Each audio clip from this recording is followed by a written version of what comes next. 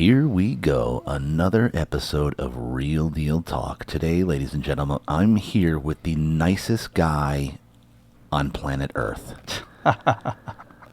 Mr. Banner, Greg Banner, not to be confused with Bruce Banner, a.k.a. the Hulk. Although if you look at him, you might... I got you sitting across from me. my alter ego. That's right. Man, this guy is literally the nicest, most passionate guy.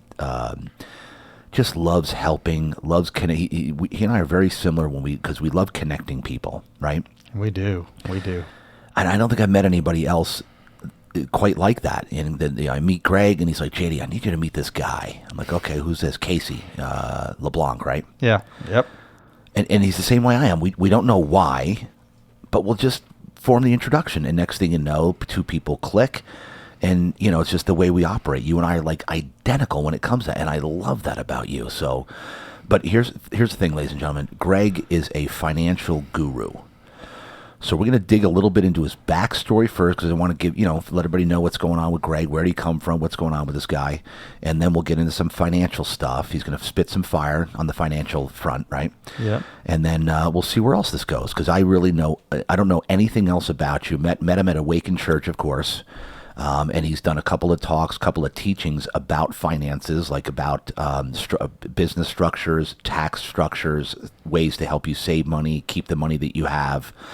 I'm not going to go too far into that, but that's pretty much what I know, other than being a great guy, loves connecting people, and just a genuinely giving guy that just is passionate about what he does, which is helping other people. And so with that said, we're just going to start digging in here, Greg. And so let's go back. So you've been on the planet a pretty long time. Yep. 57 years. Yep. Right? Been here a while. Time exponentially. It is, goes. right? Oh my gosh. I know. As we get older, more responsibilities. It's ridiculous how fast time goes. Ridiculous. So, all right, let's go back. Where were you born and raised? Born in L.A., Okay. raised 10, 11 years there. Then my dad got transferred. We got transferred down to San Diego. What did he do? Was he in insurance? Yeah.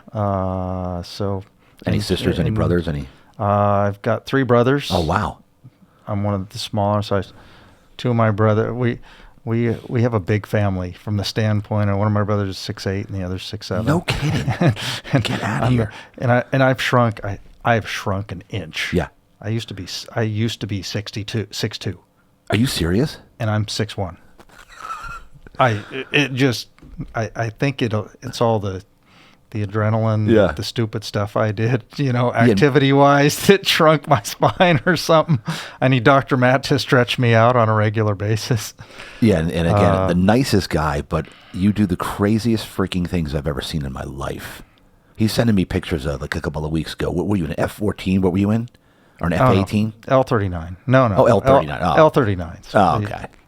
In a jet, like at Mach 3. They're check. I wish. I haven't done the Mach. Yeah. The jets we do they'll only go up to like 550 or something. Only. We can't break. Although the MiG will break. The MiG can go faster. I can't believe you do that stuff. He's like, JD, I've got a good connection. I can get you up there. I'm like, no, I've no desire. But I actually have the whole Tom Cruise story about upside down in a negative 4G over the MiG. I'm regularly upside down over a formation of airplanes, and a couple of guys have MiGs. So technically, I'm up and I'm taking photos. Yeah, no thank you. You're insane. Oh, dude. All right, so childhood, said 3 brothers. Yep. Okay.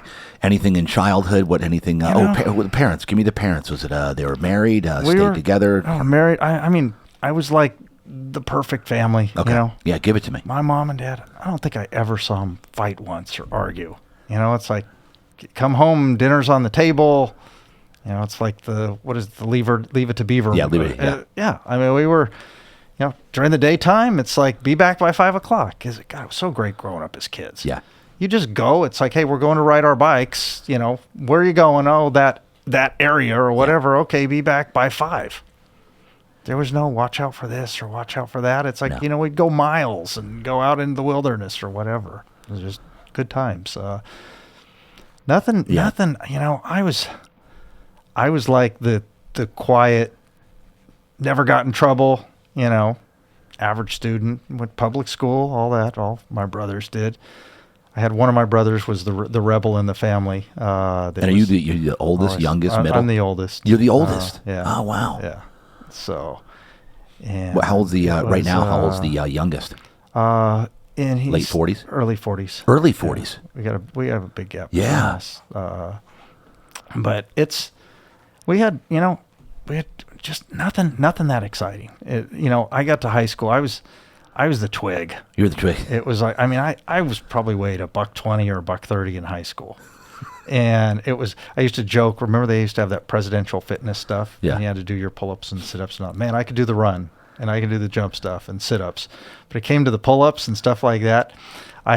Luckily there's a few guys who are like, oh, how many pull-ups do you want to do, Greg? And they like keep their arm on your leg to make sure you're not swinging. A couple of guys, how many you want? I'm like, give me like 8. And they're like this, helping you. 1, 2, 3, 4. It's like, okay, just make it look respectable. But no, I was in the band. You're in the band. I actually went to band camp my freshman year for like 4 days. There is a band camp. Did you do any sports as a kid?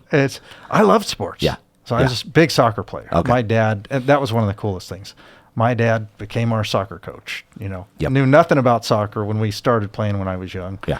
And for years coached my team. And that actually led to me because I became a soccer coach. No way. And coached my son's team for many years. And it was I'm not one of those parents that I can't just stand on the sideline. Yeah. I want to be out there practicing, even when he was playing baseball. I know nothing about baseball, but I'll help out. I'd rather be out shagging balls or whatever. And you have how many kids? Just one. Just one. And how old is he? He's 19. Oh, he's 19 now. He's in college. Wow. So just finished his freshman year in college out in Denver. And so you played soccer. That was your sport. Played soccer. That was my sport, but I just wasn't good enough for college. Okay. But I ran, distance runner. Yeah. And I used to distance and track. And there's one thing I hate, it's stretching. So what I figured out... Most guys do, I think. And what I figured out in track is if you're a pole vaulter or a high jumper, while everyone else is stretching, you have to go get the pits out and set all your stuff up. Yeah. So in addition to like doing the mile and the 2 mile, I did the pole vault.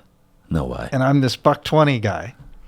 And so the story, they'd start the bar. I think the minimum bar was 8.5 feet or 9 feet or something like that. And that's the bar itself. That's the bar to get over the bar. Okay, got it. Somewhere between 8 and 9 feet. Yeah. I could never get over the bar. I was close because it's not like I had the strength to pull up and do all that. It was like run, use my speed, plant the pole, go and try and get over. I got over the bar twice. And the whole place erupted when I got over the bar. And one of the things they did at one point, they're like, you know what? Your pole, you can't flex the poles. It's not flexing. You're not getting any flex out of the pole. Yeah. They actually had an old crossbar that I used as a pole. Are you kidding me? I swear to God. Why? Because you were too light? I was so light, and I could get flex out of the crossbar. So I pole vaulted with a crossbar. And where's the crossbar from?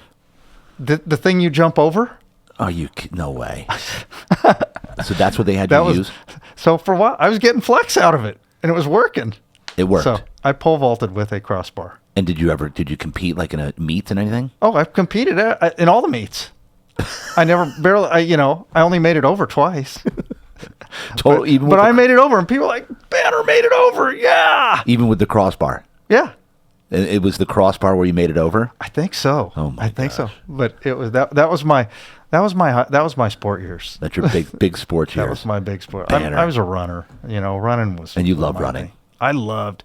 It was really good for me in college too, because it's like how do you really stress? And it's like, and I went to college up in Oregon State, and it's just like it'd be pouring down rain, and I don't care. I go out and I just run. And so did you get like recruited for running, or did you just? No, I wasn't that good. Okay. I was the number. We had some really good runners in high school on our team. I was like always number 4. Okay.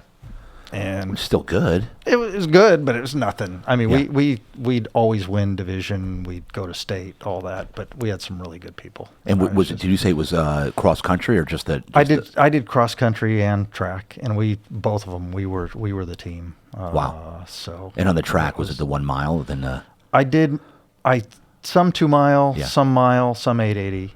so all of when those. did you realize that the short distance wasn't your thing? So I just actually after high school, I Yeah. didn't run. I mean, I'd go run for fun, but I didn't run anymore. like instead of doing the 100-meter, 200-meter, how'd you lock in with the mile, the 2 mile? I tall, skinny, thin kid. You know, I big strides. Yeah, that's true. And I was okay. Yeah. But it was you know, it was great during high school. It got me, but I'll say I was a nobody in high school. I was the quiet kid. I'd go to occasional dances. I didn't date much. I was just, you know, I won't say the nerdy. I wasn't nerdy, but I was just a shy kid. You know, my brothers were like the football players and the basketball players. Yeah, because they were huge, right? Yeah, they were, and even one of my other brothers, he's only 6'2", but he was the football player. He's Batman right now, by the way. He's built 4 Batmobiles. Are you serious? Oh yeah, I'm serious. Up in Valley Center, Warner Brothers found him and actually did a story. Are you called kidding me? Real Life Superheroes, and I've got a guy locally here that would want to meet him probably. The Jimmy stories. Lazinski. The stories he has, the things we used to do. So he used to raise, and not to get off topic, Yeah. but he raised exotic animals because of the family he married into. His wife's dad used to raise. He was a doctor, incredible person, but on the side he invested in ostriches, emus, all kinds of African exotics. Yeah. They had all those in Escondido, and he had his own little mini wild animal park. And This all is the your time, brother? Yeah, well, my brother would eventually ended up running all this stuff and managing it. And every weekend you're going, oh, we got to move the camels or we got to do this. And I'd get calls all the time. It's like, Greg, I need help. What's up? I got to move the camels. Can you come help me move the camels? Camels. Oh, dude, really? And I can still remember with a couple of my brothers, one of my brothers was working with him, helping out because he runs a ranch and is into animals and all that. But this is pre those days. It's like, we got to lasso. We got to lasso the baby. And I'm running around chasing a baby camel down, and I get the lasso on, and next thing you know, I'm being drugged, and my other brother jumps on me, and we used to, the things with these animals were unbelievable. And it was, I mean, it was crazy. It was fun. Yeah. And we have there's crazy stories about the animals, but. And this was in Escondido? Yeah. And it's still going on or no? No. They moved all the animals. One of the kids in their family actually has a ranch up in Northern California. He took most of the animals up there eventually. And your brother's the one that you're saying was the Batman. Oh, he is Batman now. He is Batman. He is Batman. Everyone knows him. Everyone knows him up in the Valley Center area. He does corporate things. He does shows, all kind. He's built several Batmobiles. I mean, I got to introduce him to my buddy. Someone we know from the church who got married recently, and he said, the guy's a Batman fanatic. He's like, Greg, you think your brother would let me use the Batmobile for our wedding to like drive in on? And I talked to him, and actually I had to laugh because I'm like, I doubt it. I said, you could probably park it there or something because he's only let a couple people drive it. And they worked it out. He's like, yeah, I'll let you do it. I mean, he got to drive it like 100 yards or whatever, but we brought it. We were at the wedding. So, I got to see these pictures of these things. Oh yeah, they're insane. He's done some cool things. Yeah, it's fun. You see him driving on the road. It's like, whoa, there's a Batmobile. So he actually drives it all over town? Yeah. Oh, he takes it up. He gets what invited does to his parades. wife think of this? She used to like, be. really? She would be introduced as I'm Batman's wife. Are you serious? Oh yeah. So. And how old is he? He's always been. I mean, I'll have to show you. The news has done stories on him. God. Larry Himmel used to do stories on. It's like the ostrich I remember guy. Larry Himmel. Yeah, Larry Himmel did a thing once. Showed up at this was pre-Batman days, and showed up, and he was had the ostriches, and they fried up an ostrich egg right there on camera. One ostrich egg is equivalent to about 12 eggs. Yeah. And they fried one up for Larry on a camera, and my gosh. So you said you dad transferred down here, and so then what did you go to high school here? I went to high school here. You did? Yeah. Where'd you go to high school? Yeah, Sam Squall. Okay. Up in Escondido. And so high school, you didn't play soccer. You didn't really you ran a little bit, you said. I played a couple years of soccer in high school. Yeah. But running was my main thing. And then the band thing only lasted 1 year. That's it. Mainly because I got into the sports stuff. Oh, that's cool. That's why. Yeah. But there was band camp, the whole, run people's underwear up the flagpole, just like you see in the movies. Oh, it was. You see those movies, and that's band camp. And I think back, and it's like, God, that was really stupid. But it was. I couldn't believe it. I went to band camp for 4 days. So what instrument did you play? A trumpet. The trumpet. But when I was little, like, I don't know, maybe 6, 7 years old or whatever, my neighbor started playing the accordion. I'm like, I want to play the accordion. So my parents rent me an accordion. For a while, I played the accordion. Oh my God. I know. I think back, it's like, my son's just like, oh, that's so lame. Yeah, it is. It was. Totally is. It was. That's hilarious. All right, so you're down here, high school, then college. You said you went to, was it Oregon? Oregon State. Oregon State. Yeah. And so what started happening in college? I just exploded. I mean, I thought I wanted to be an oceanographer. An oceanographer. Which is why I went to Oregon State, because they've Yeah. got a great, next to like UCSD or something, they have their own ships and all Yeah. that. And after about a year in that program, I realized this was back in the 80s, it's like there's people with PhDs that couldn't even get a job, which is why I changed to finance. And I'm like, you know what? I had. How long into that did you decide to make the switch? After a year. After a year. And it was just, finance was a natural for me. So I had a grandpa that got me into stocks. So I actually had a stock account when I was probably 12 or 13 years old. No kidding. And, I probably had $300 in it or something. Yeah. He got me into my first stock, which I think eventually went bankrupt, but it was, a little $2 stock or something. Yeah. It was Z&Z Fashions. That's what it was? You remember the stock? I remember it. It never did anything, But you had something. But what it did is it trained me to save money, because I would save, and I also started collecting coins. He had coin and stamp collections, and I was like, this is really cool. And I would buy, from the U.S. Mint, you can buy proof sets and all that. I used to buy all these proof sets every year. It's like, oh, I got to get the proof set of those silver dollars and all that stuff. But the stocks forced me to start saving money, because it's like, okay, the stock, it was back in those days, there's no internet. You open up the paper every day and you look at the stocks. It's like, oh, okay, here's my stock and here's what. Isn't that crazy? And I would start putting money away. It's like I'd have a choice, as I'd make money, it's like, okay, I want to put some in my stock account.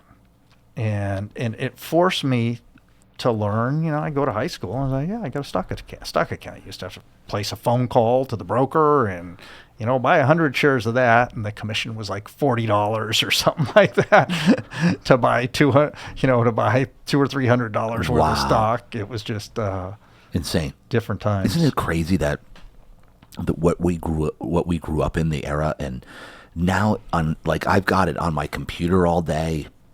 I'd sit there and I get notifications when it's moved 5%, right? Yeah. Isn't that crazy? Yeah. Oh, and you can real time just click. I'm going to buy a little bit more Ethereum or whatever. Yeah. Oh, everyone takes it for granted. Oh, absolutely. It was just never, it's your the paper, and you'd read the paper for research. So when I started in finance, when I started in the industry, there was Morningstar and there was Value Line. I think it was. We'd have these books that were like 6 inches thick, and every month you'd get updates, and you just pull the old ones out, put the new ones. It's the reports. That was the only way you did research. That's crazy. Or you'd go to the library, or you'd pull 10K. It's just, there was no digital anything. You'd have to go either call them and say, send me a corporate report, or all these filings that happen, you'd have to call and request them. Or that's what those books did, is they summarized a lot of that stuff for you. That's how we did research. That's how Isn't we that did crazy? everything. And you wouldn't even know where the stock was unless you made a phone call. No idea. You'd watch TV and you'd see the tickers. Yes, That yeah. was it, and I'd sit there. Oh, okay. Or if I was in the office, you'd have the little Quotron and stuff, but just very different times. Wow. And so then you branched off after the first year into finance. So got into finance. I just college for me was about. So I was in the dorms my first year. It's where I got into flying, and photography, because those are two big parts of my life. Yep. And in my freshman year, I met a guy who was from Alaska, and he had his pilot's license, and he was actually a bush pilot, would deliver mail up there by plane. But he was only what's called VFR, visual flight rules. He wasn't instrument rated or anything, but he'd fly and do that. And Oregon State had a phenomenal flying club. Had like 30 airplanes, dirt cheap to rent an airplane. And he was building hours. He was in school, but at the same time, he was building hours to get his instrument and thinking about being a pilot. And he's doing that. And all the time he's like, "Hey, Greg, you want to go fly?" Sure. I mean, we'd fly probably 3 or 4 days a week, and because he's just had to build hours, and we'd go fly all over the Northwest. Go fly around. And you're like 19 or 20 at this point. I was young. I was always like a year behind people. Yeah. When everyone else was 18, I was 17, or 19, I was 18, and we'd fly all over the Northwest and do some cool. And my dad had won a camera, 35 millimeter basic Canon camera. Film days and all that. And he didn't want it. He's like, "Here, take it to school." And I'd never even used it, but I started taking pictures with it, all these aerial stuff. It's like, this is cool. I get to fly and take pictures. And that got me into both. And eventually he dropped out of school as a student, but he continued his flying stuff. And he was working all the way up to become an instructor at the flying club there. And I'd still fly with him all the time. He'd go, "Sure, want to fly." And the things we would do to an airplane, oh my gosh, we'd go up there, and it's like, we'd maybe do a longer flight up to Seattle or somewhere like that. It's like, "Here, you fly a while," or whatever. And this is before I was a pilot. So he'd allow you to fly the plane. Oh yeah, I mean, we were in Cessnas. Planes are easy to fly. Yeah. The whole thing with planes, for the most part, it's preparation for an emergency. How do you handle if something goes wrong? Because you have to act and not think. You don't have time to think. In many cases, you just have to know instinctively what to do. That's what the main part of getting your license and flying is, understanding if the plane does this, here's how you have to react. And because the flying part's easy. Flying's easy. You got a couple of pedals and your yoke and your power and flaps and it's, as you get into other types of planes, there's more controls and all that type of stuff. But the flying is easy. But we'd sit there and we'd have fights on the controls. Or if someone starts dozing off, what do? You throw the plane into a nosedive. Or we'd sit there and say, "Let's see what this thing can do." You do things called wing overs, and you pull the plane up there where you try and get it up till it starts stalling and try and pull the wing over and then put it into a spin. I mean, we'd be up there and obviously we look, and you're in the Northwest, and this was 30, 40 years ago. So there wasn't a lot of air traffic either. Right. So it's not like there's planes all over. It's nothing like flying down here. And, we looking around, making sure before we do this, but you'd be flying all of a sudden, and it's just like, and you just grab the stick. Especially if someone starts dozing off, it's just like, Did you ever come did it ever get hairy? Like when you're doing your wing over or something, it's like, "Oh man, that was close." Oh no. I mean, we're up at 3,000, 4,000, 5,000 feet when we're doing this. I mean, nothing. Those planes, they fly really well, and they're easy to, you get into a spin. It's just like naturally, it's like right rudder and get your speed up. Yeah, and naturally. It's just, but we had actually a really cool story. Did you get caught in a storm or anything? So we had someone came into the flying club and stole a bunch of the nav equipment out of a whole bunch of the planes. And this was, I don't know, I think this was probably my sophomore, a couple years into this. They call Scott and I up, and they're like, "Hey, we need someone to fly down to Reno. That's where the insurance company said to go put new nav equipment in the plane. So they had some temporary nav equipment in there for us to get down there. They're like, we'll pay for everything. It's like, okay, you're paying for us to fly to Reno? Yeah, we're in. And they're like, we fly down on like a Friday afternoon or something, and they needed like 2 days, and Sunday was to fly back. So we go down there, have a great time, and Sunday we're looking at the weather, and there's no cell phones, there's no internet. Yeah. You have the weather was you call a number and you check, and it's like, here's where there's a front moving up this way and another front that way, and we're like, okay, it's supposed to start snowing in the afternoon. We got to get out of here. So got the plane ready. We're like just flying out, heading back, and we were still. This is before he was instrument rated, and it was still visual flight rules. And we're like, we're getting out of here just in time. It was probably 3, 4 in the afternoon, and we're like, no problem. It'll take us about an hour to get home. Just beat a storm coming out, and we're going, and we're in Northern California over this area called Ravendale. And the northeast corner of high desert, there's nothing out there. And all of a sudden, there was another storm that moved in faster than it was supposed to. And we're like, oh boy, this is not good. And we were in what's called a Mooney. It's a 4-seater retractable gear plane. Really, really nice plane. They're known as doctor killers because doctors always forget to put the gear down and land gear up. What? And, oh yeah, whenever you fly, you use a checklist. Always. It doesn't matter if you've been doing it 5 years or 30 years, you always go through the checklist. And people always, after flying a long time, it's like, I don't need the checklist. I do. It's just habit. And they always forget to put the gear down often. Needless to say, back to the story here. So we're going, try and go over this storm, can't get over it. Can't get under. We're trying. I remember there's some highways where the mountains are like that. And we're like, I know there were cars looking in their rearview mirrors, seeing an airplane, and we're trying to get through under the clouds. Couldn't get through, so we're like, okay, we're going to have to go back. So we turn around and start going back. Well, the storm behind us had pushed up, and we're like, we're going to have to find a place to land. And I'm looking at maps. I'm like, God, I don't see anything. There's nothing. So we're like, we're going to have to put this down somewhere because it was getting dark. And we go down and we see a highway and do a low pass, make sure there's no telephone poles and signs and all that. It's like, okay, this looks good here. So we land the plane on the highway. There's this little building we see. It turns out the whole town of Ravendale, I guess, had burnt down years before, but there was like a little four-room motel there. So we land on the highway and we taxi into the parking lot of the motel and turn the plane off. Guy comes out. He's like, what the hell? He's like, there's an airport right there. Well, there was a dirt strip. Yeah. And it didn't show up on the map, and it was too dark for us to see. And we're like, oh, okay. Well, okay, so we'll go move the plane.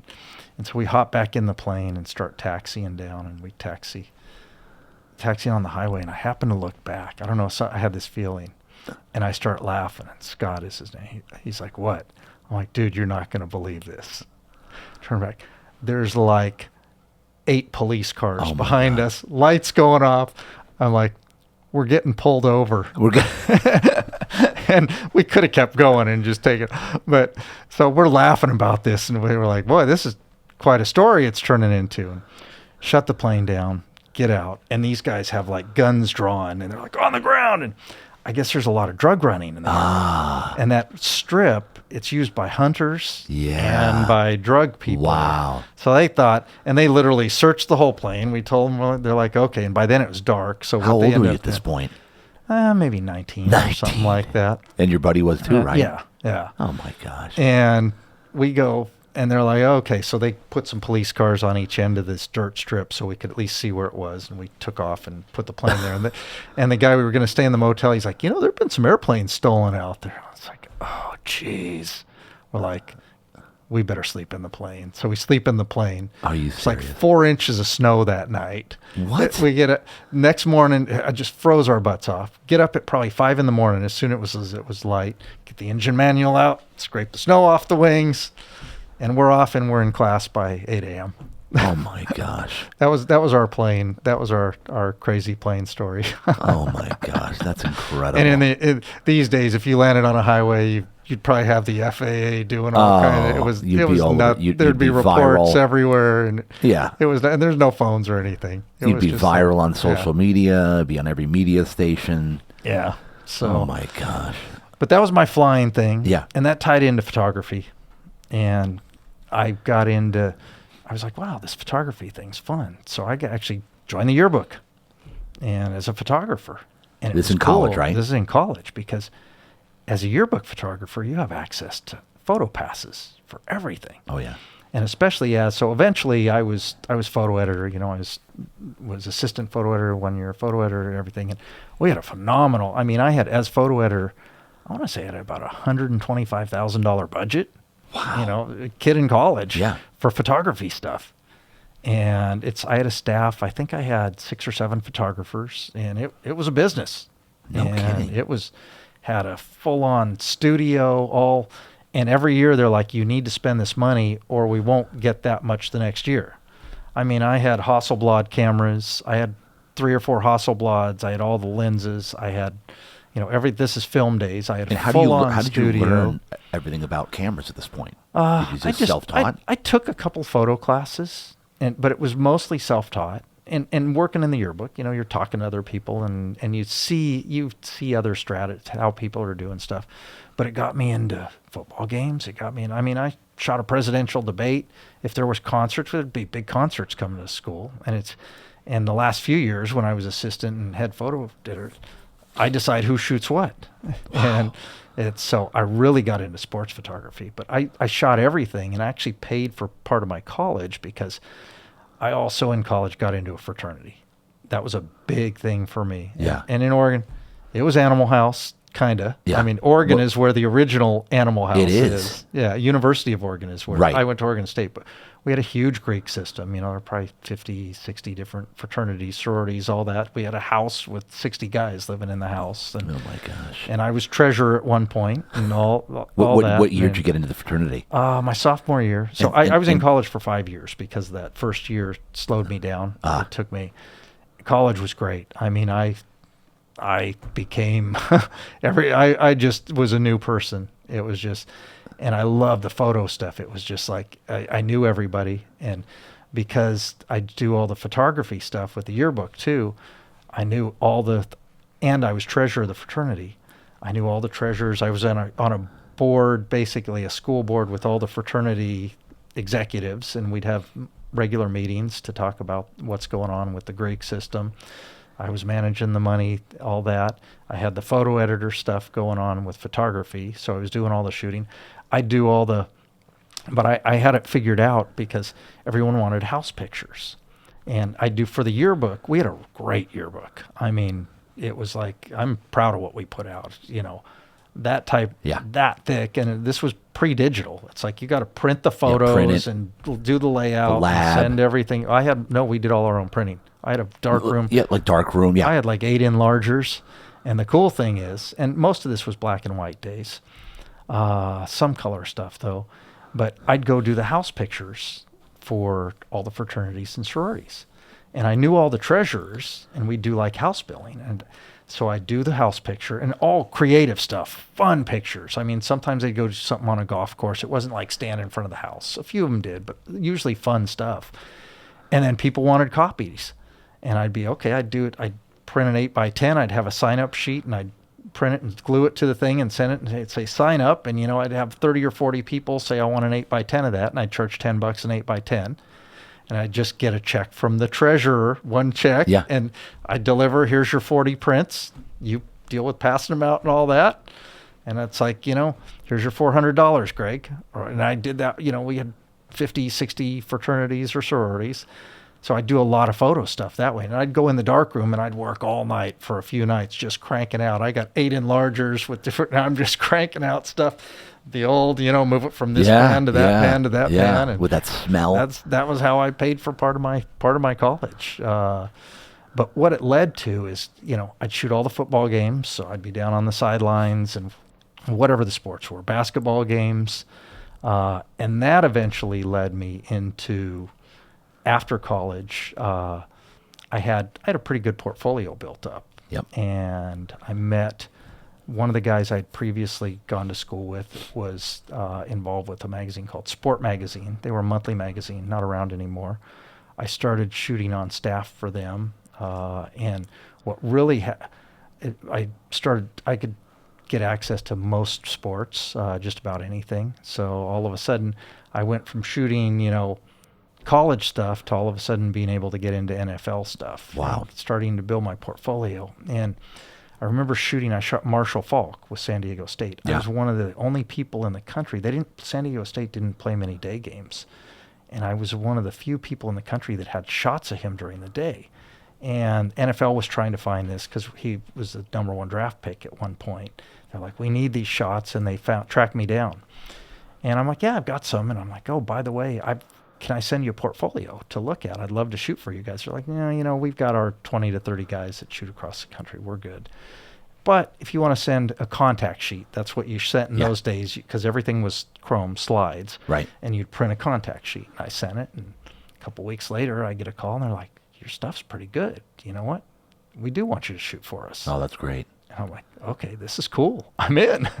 So I shot for 15 years. I shot for the NFL. No kidding. Before they closed down, they used to have NFL photos. Before they kind of turned it all over. 15 years? Just on the weekends.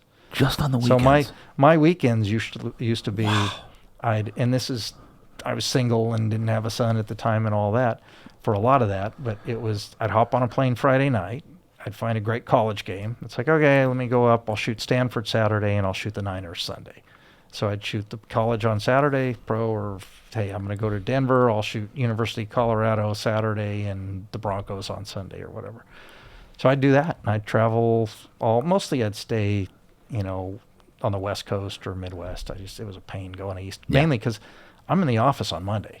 I have a real job. Right.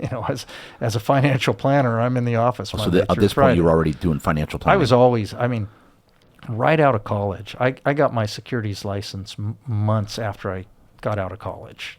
Went right into that. It was easy because I majored in finance and got right into the financial planning stuff. Started with a wirehouse, thinking I was going to conquer the world being a stock and bond trader. And I'll talk more about that. Yeah. But that just led. But on the weekends, I was off taking pictures. Golf tournaments. When they used to play at Torrey Pines or out in Palm Springs or wherever. It's like, okay, I'm going to go shoot the golf tournament this weekend, or basketball. I used to go to L.A. And shoot the Lakers all the time, and been kicked in the head by Magic Johnson. No kidding. I used to shoot in the days, back in the late '80s and '90s with Kareem. You right on the court? Oh yeah, you sit. Hated basketball because I got a bony butt, and you sit right on the floor. Oh man. You're sitting there Indian style, which I hate. Yeah. And you're like this, and there's nowhere to go. Sometimes there's a row of photographers or people behind you, and if the players are coming at you, you're just like, oh. And a few times sometimes they try and jump over you, and you get a. Luckily, I've never been clocked at a football game. I've had some really close calls at NFL games, and because people get taken out sometimes. And so, what would they pay? Can you give me an idea? Yeah. Here? So I had a choice, like with NFL stuff. I had a choice to shoot for the NFL, and in which case they pay for all my expenses, right. all my film processing. They'd pay for Travel, any travel stuff, hotel, and pay me a day rate of $500 a day. Or you pay for all your own expenses.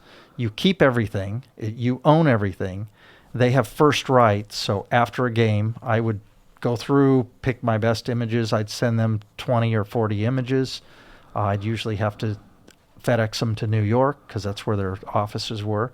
They'd usually keep what they wanted and send the rest back to me. And they'd keep them. I still own them and had the rights to them. But they did back in those days. First of all, you had to go, if you wanted to have anything to do with the NFL, any shots for advertising or whatever, it had to go through the NFL. And they would split 50-50. So whatever they made. So it was like sometimes stuff would show up all over in magazines or whatever. Yep. And it's like cool. And I used to also shoot for baseball and football cards. So that was, and same thing, they'd pay $500 a day to go shoot, and depending on whether you own the stuff, usually they wanted to own the stuff. Yeah. But it just depended on the company. So I shot a ton of that sometimes just to find. I could always get credentials into anything through different, whether it's different magazines, and I've had stuff everywhere from Sports Illustrated to all the magazines.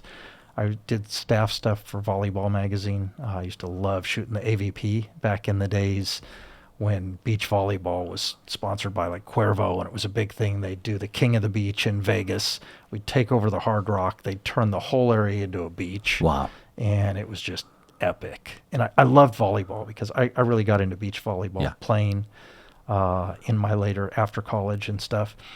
And the players are so nice and accessible. I mean, and I'd travel to some tournaments for several days to shoot. And it's like, you knew all the players, and sometimes they're like, hey, Greg, come help me warm up or whatever. If I wasn't shooting, like before the tournament started or whatever, gonna get in a pickup game with some of the guys and girls. And it was awesome. I mean, talk about keeping you on your game. Oh my gosh. And then, so go back to the NFL thing. I need...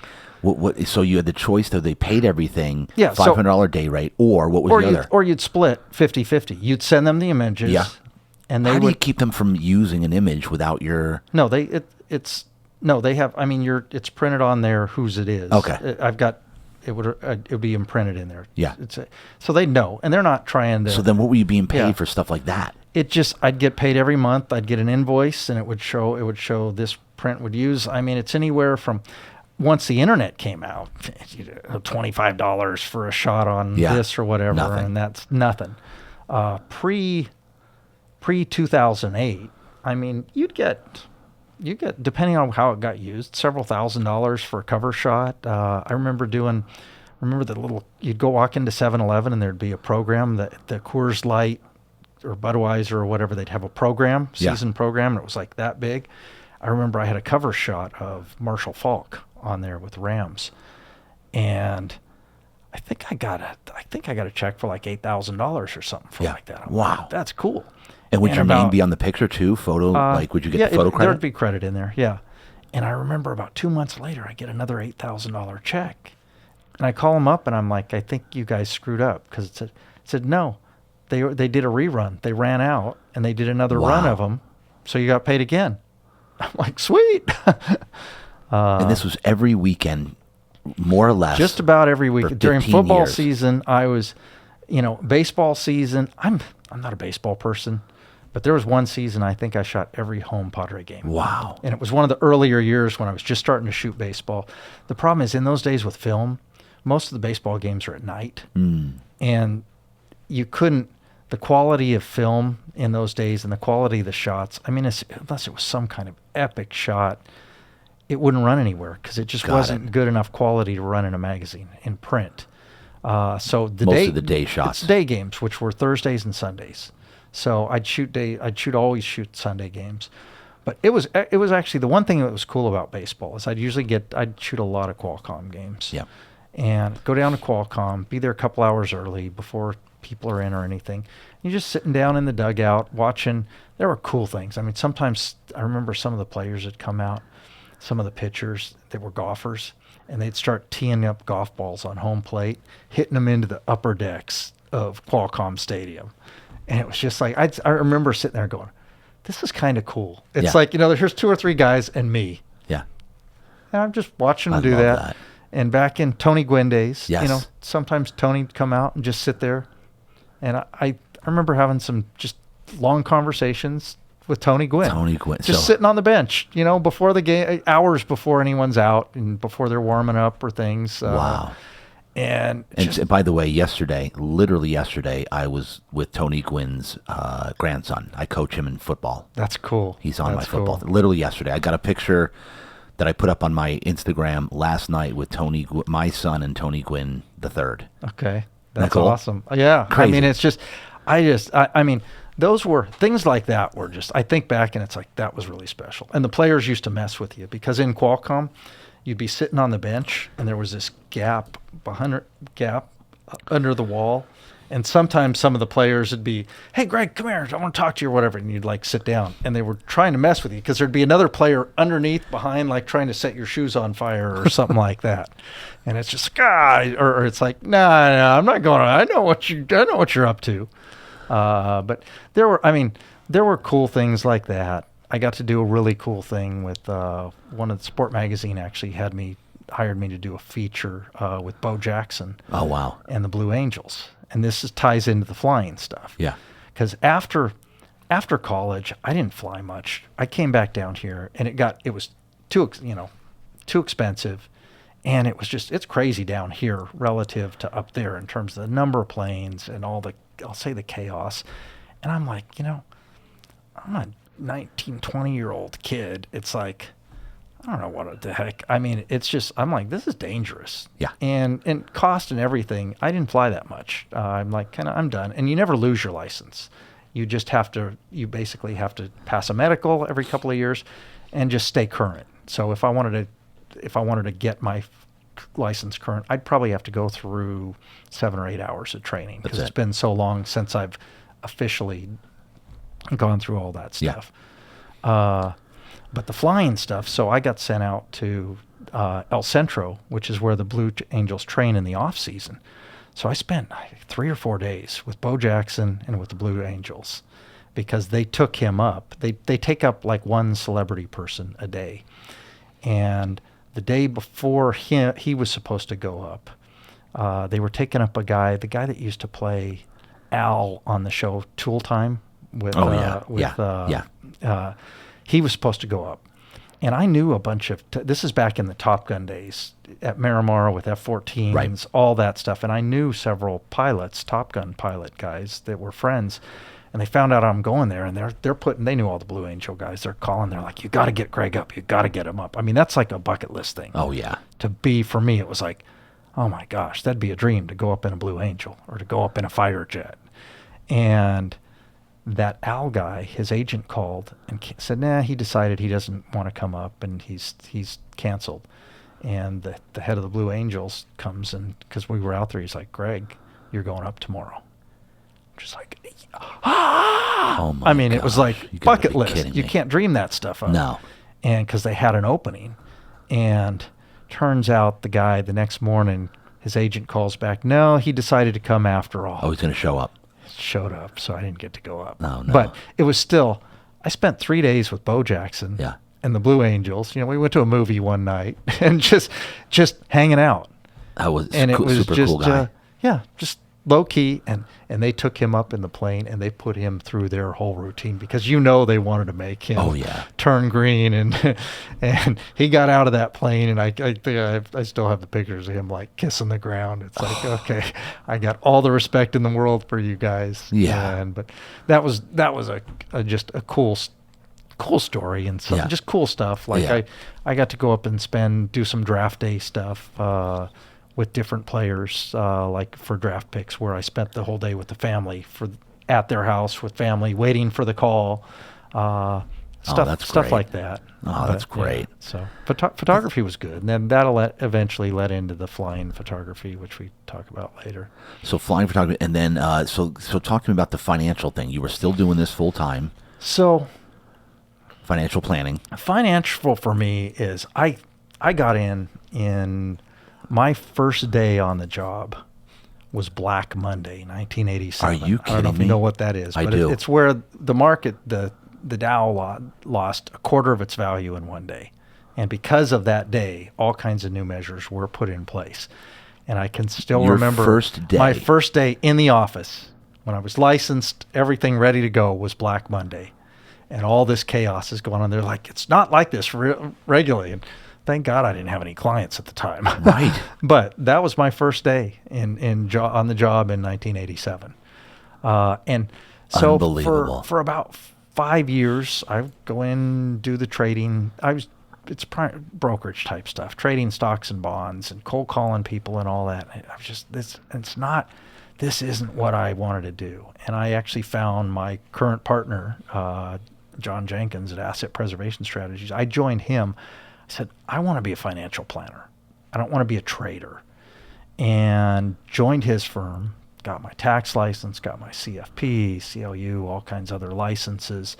And I started as a paraplanner, doing financial plans, sitting in meetings, and this is what I want to do. It's like, it's the planning stuff. That's what was exciting, and that's what got my juice going. So I've been doing that for 35 years now. 35 years. And you're still with your partner. I'm still with him, and we have a third partner too. And it's amazing. How did you meet him originally? He hired me. I remember he ran an ad for a repair planner, and I thought, you know what, I need to go take a back seat. He was my mentor. Wow. And just see what he's How doing. Old is he understand. Now? He's in his 70s, and he's still working. He works a couple days a week, and he loves what he's doing. And it's your company, like you guys own it. Yeah. There's three of us are partners. And so get into it a little bit here, like as far as that business, like what you guys do. So I went through a phase, and I actually got burned out on the trading stuff. So for years we did tax returns, we did everything, and I love taxes. Yeah. And I love taxes, and we did tax returns for years and the best thing we ever did was selling our tax practice. Probably 10 years.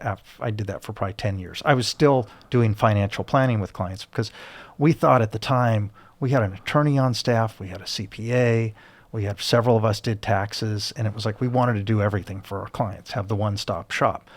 But what we learned over time is first of all, taxes, we never made money doing that. It was just a lost leader to get people in to help with their finances. But it shut us down for 3 or 4 months a year. It was like all the focus was on taxes and not on all the other stuff. And it's what we learned, and this is before I was really networking or doing that type of stuff, is I want to work with other people. And I work with a lot of different CPAs, attorneys, and everything, and I don't want to compete with them. Yeah. And I stay tax licensed now just for the information, but I don't do returns anymore. And I teach CPAs different strategies, and I love to teach, which is another thing. But probably about 10 years into it, 10 or 15 years into it, I started learning. I found this group that did something called exit planning for business owners.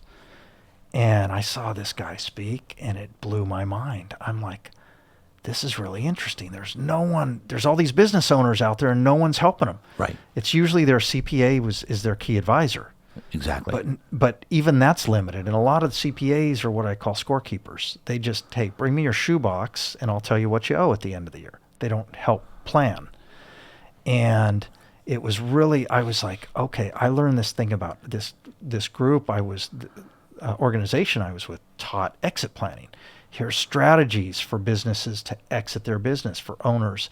And I was like, this is amazing. This is the next revolution. This was 20 years ago. Yeah. And now in the last 10 years or so, every broker's like, oh, I got to work with businesses and I got to focus on exit planning. Insurance people, their idea of exit planning was always, oh, we'll buy an insurance policy or buy, sell, or something like that. But I'm talking about planning for your business, planning for an exit.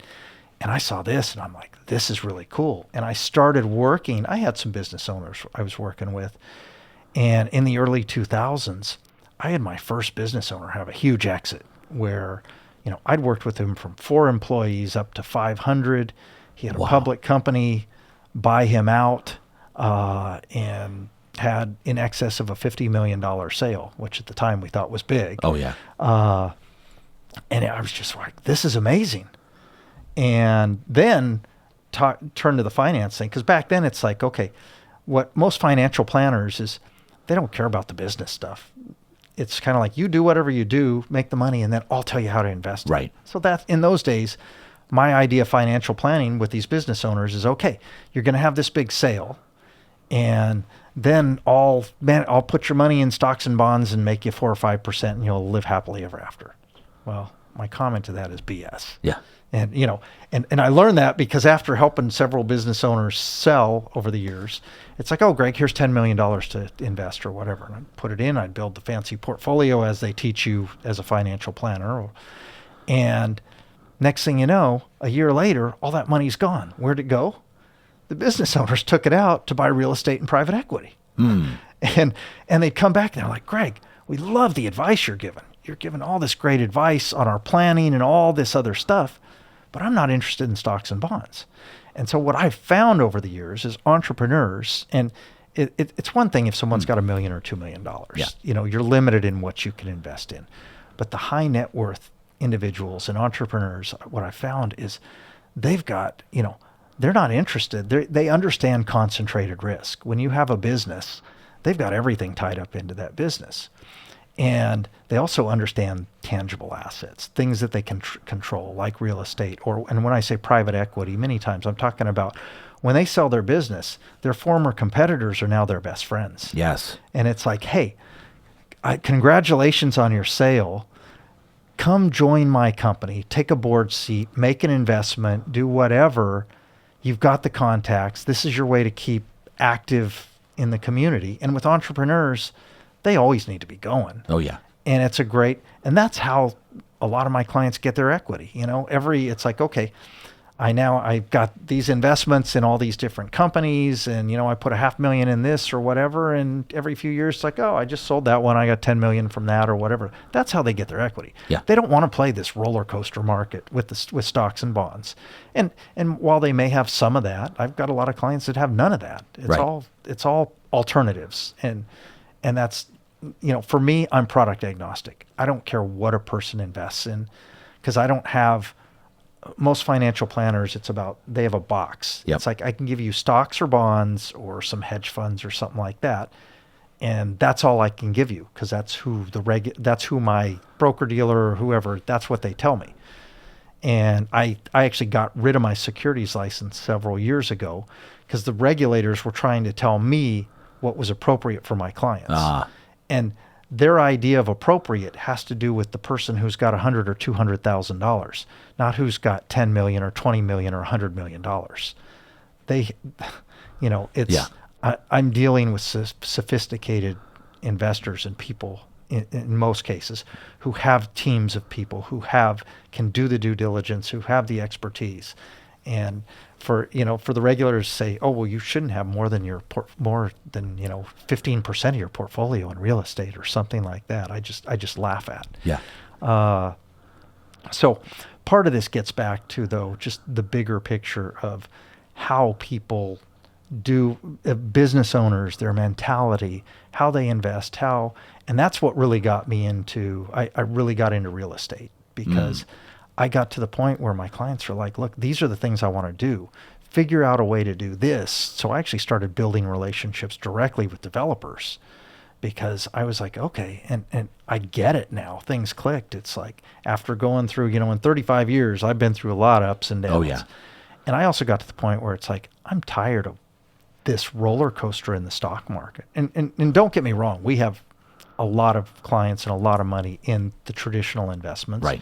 But we also have a lot of clients in real estate and building. That's one of the things I do, is build passive real estate portfolios for clients. And some of them are more active, where people actually they want help finding a developer, want to build something, a 1031 exchange or something like that. But real estate is a tangible asset that people understand. And I'm big on, hey, if we're buying a single property or a multifamily property, and we're not doing a lot in California, honestly. Doing a lot of stuff in other parts of the country that are more landlord friendly, more tax friendly, all of that type of stuff. But it's really important to just understand what the client's needs are. Are we doing this for income? Are we doing it for growth? A combination of both. With inflation going on, all the chaos now, real estate's still a great place to be. Now, Everyone's like, there's a lot of people, it's like, well, real estate, a lot of financial planners are like, oh, why would you invest in real estate now? We're in a bubble or whatever. I just laugh at that, because it's like, well, what kind of real estate? Where are you talking about? There's always opportunities. Like with anything, there's always opportunities, and there's times to be in, there'll be times to be in stocks and bonds again also. There's, like any asset, there's different times to be in it.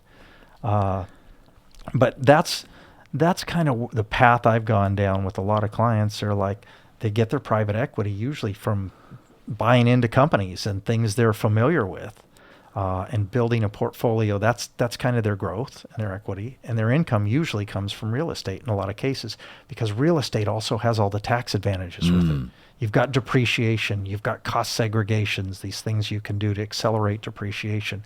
You've got 1031 tax-free exchanges. Explain what that is, the 1031. A 1031 is just taking, if it's an investment property, not your home, if it's your home and you converted it into an investment property, then 1031 is just a tax-free exchange where you bought a property for this, it's now worth that. You can do a tax-free exchange into a like-kind property. Could be a piece of land, could be another, but it has to be another piece of real estate. And there's several rules on the timing as to... Is that transferring over the equity of the... You've got to transfer. You've got to buy a property of at least the same value, or properties. You could have multiple properties, and there's different rules on that. And if you have a mortgage, you've got to have at least the same amount of debt on the property in order to do a full tax-free exchange. So one of the things it's called swap till you drop. That's where, and it's one of the reasons the government's has talked about getting rid of these, because there's people that have had 10 properties and you just keep swapping into other properties. Every time you swap into a new property, you're restarting depreciation. You've got new basis. You've got a low basis. If you ever sold it, you've got to recapture all those gains from the past. Yeah. But people just continue to swap till they drop. And what I say by drop is when you pass away, depending on how things are held and title and everything like that, you get a step up in basis. Depreciation resets. You don't have to recapture depreciation. So if you had, let's say you started with a $50,000 house and, over the last 10 years, it's now worth $1 million, and you passed away, if everything's set up properly, your basis is now $1 million when you passed away, and your beneficiaries don't owe any taxes on the property. And if they just decided they wanted to rent it out, they could rent it out and start depreciation all over. So there's. And then on the 1031 thing, so basically, to the tax shelter of it, where because normally you'd have to pay like capital gains taxes, like if you sell it, right? Is that what you're saying? If you so sell it, rolling you've it got over. If you just sold it, you've got to pay capital gains, long or short term, on the gains, but you also have to recapture depreciation. Right now is at a 25% rate. So you've been depreciating. So one of the advantages of real estate is the income you get from it is usually sheltered by depreciation for many years. So if you get $1,000 a month, usually you've got enough depreciation in the early years, especially where you don't pay tax on that $1,000 a month. Now, it's accumulating. There's an accounting going on of the past depreciation. So when you sell at the end, any depreciation you have, if you just sold it, you would have to recapture that depreciation at a 25% rate. And assuming you had a gain, and there's different things, there's different factors to take into account. Yep.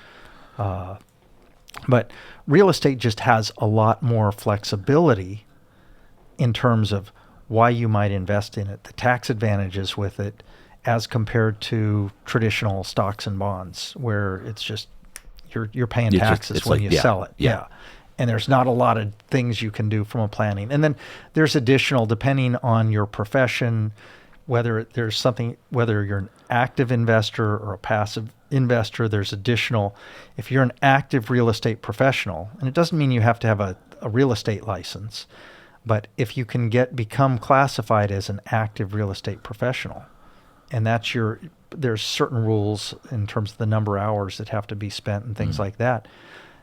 Active allows you to offset, let's say, of losses, because a lot of times with real estate, because of depreciation, you may have positive cash flow, but actually losses on your tax return from that property because of depreciation or accelerated depreciation. So there's a lot of tax planning you can do there where you're still getting a check for $1,000 a month, but it's not taxable now, because it's sheltered by depreciation. Maybe you have a whole bunch of losses from the depreciation. And if you're an active participant, you can offset other income. Let's say you've got other income sources and you've got a $100,000 loss. You could actually deduct that $100,000 off of other types of income. And then what gets really cool from a tax planning standpoint is I've got clients literally worth tens of millions of dollars that occasionally, because of businesses or because of big losses in one year or another, all of a sudden have a loss. We can do planning with their IRAs or with things that normally, depending on ages and a lot of things, or we can do things called a Roth conversion, where I had one client that literally had in excess of $1 million loss one year. and he had a $500,000 IRA. Well, we basically did a Roth conversion, took that whole $500,000 that would be normally taxable at ordinary income, took that out, rolled it into, basically did a Roth conversion, moved the $500,000 into a Roth IRA, which is a vehicle that grows tax-free. So that $500,000, and in his case, he put it in a private equity deal in something that he feels, that'll be a $10 million, that $500,000 will go to $10 million within a few years. That's his feeling on that. And if it does, whatever it goes to is tax-free. So we took what would have normally been, because of active tax planning, we took that used that loss up, or part of that loss, took money that normally would have come $500,000 in ordinary income, and in his normal years would have been a couple $100,000 worth of taxes, if not more. And we were able to take that, convert it to something that's going to be tax-free at the end. Because if he would have made that investment in his IRA, and that, let's say it would have grown to 10 million, and he would have taken money out, 10 million out of an IRA, in the highest tax brackets here in California, that would have cost him $5 million in taxes. His ordinary income. Wow. So there's a lot of planning. I love taxes. There's so much planning that can be done with taxes. And then we do some really cool stuff. The higher net worth people, asset protection is a big thing for people. And we can do things, compressing values, where from an estate tax, the other things people aren't aware of is things called estate taxes. So every person right now can die with just under $12.5 million worth of assets and not have to pay any any estate taxes. And people don't realize this. And some people, for a lot of people, it's like, oh, who cares? I'm never going to have that much money. But there's a lot of people that have that much money. And couples, and last year we did a lot of planning thinking the tax rules were going to change, where couples had almost $25 million that they could pass without estate taxes. Estate taxes, basically you're paying 40 to 50 cents on the dollar for every dollar you have above that number. Wow. So I work with a lot of entrepreneurs. You've got an entrepreneur that has a $100 million business or $200 million business or something like that. If they die with that, or that in terms of assets, think of paying 40, your beneficiaries are going to pay 40 or 50 cents on the dollar for every amount over that $25 million. But what the talk is right now is that we've never been at this high a level of amount you could gift, or you can gift up to that as a couple, up to that almost $25 million now. Wow. And get it into something that you can grow in the future, and the beneficiaries never have to pay estate taxes on if you do it properly. But that number, the talk is it's going to go down to somewhere between $3 and $6 million per person. It used to be $1 million. When I got into the business, I remember it was like $700,000 or $800,000 is all you could pass per person, and every amount above that. And the talk is, one of the things this is what you leave behind when you. And this is estate taxes, not income taxes. Wow.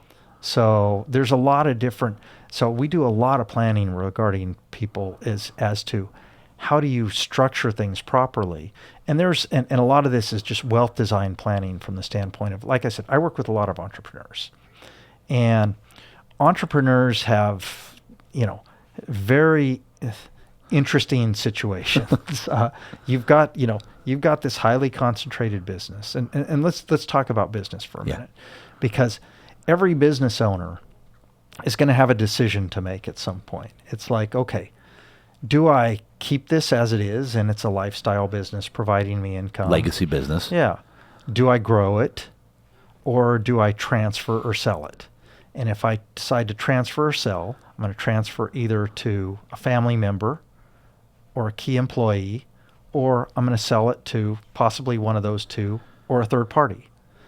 And how am I going to do that? Am I going to do that in part, meaning I'll sell part of it now and part of it later, or break it up, or in whole?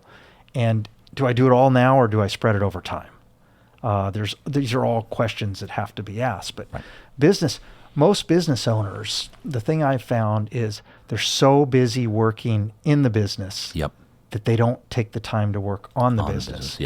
And I can't tell you how many times I've had situations with clients calling me And it's still happening because there's so much cash out there on the sidelines looking for a home that doesn't want to be, and I mean institutional money. Yes. Looking for a place to invest. And they're investing in companies. They don't want to be in the stock market, things they can't control, but they want ownership in companies. And I'll get calls all the time from business owners. Greg, I can't believe this. I just got an offer to buy my business. I don't even know what to do. I don't know what it's worth. I don't know. So and then we go into action from there. But my conversation with business owners is because when you're in a situation like that, there's two types of businesses. There is attractive businesses and there's ready to sell businesses. And your businesses, there's a lot of businesses that are attractive, meaning you're in a sexy industry and there's companies looking to buy companies in that industry. It's one thing to be attractive, but then when you get into the details and you look more at it, it's another thing to be ready to sell. Ready to sell means there's no skeletons in the closet. Yes. It means you're looking at that business and you're saying, okay, you're analyzing it and saying, well, is the business all about the owner? That's the other big thing. Yep. If you can't walk away from your business and take a month-long vacation, you don't have a business, you have a hobby. That's right. Because or a high-paying job. Exactly. Yep. Exactly. So from the standpoint of looking at the business and understanding kind of where they're at, I'll have conversations and we'll say, look, we've got to get your business ready for sale. Now, this isn't the situation where someone calls and says, I got someone now. Yeah. But you need to get your business ready for sale now. And what I mean by that is there's different things is you've got to, one of the ways we do that is for business to sit down with business owners and understand their business and help them understand we'll do assessments to see what their understanding of the business. Like we've got assessments of big questionnaires that we'll put and conversations we'll have business owners to get their understanding of their business. And then from there, what we usually do is evaluation. And a lot of people, it's like, why would I want evaluation? That's too much money or whatever. Yeah. There's different types of valuations. First of all, there's valuations for like IRS purposes or whatever. Those are a lot different than just getting a valuation to find out what the business is worth. And the reason I do that is evaluation is a roadmap.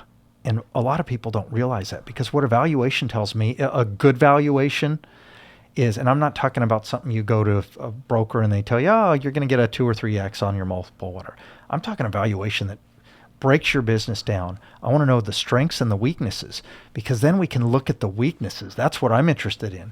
And we can compartmentalize each one of those weaknesses and essentially put a value on those to say, okay, you've an overconcentration in certain customers, or the business is too much about you, or an accounts payable issue or receivable issue or something.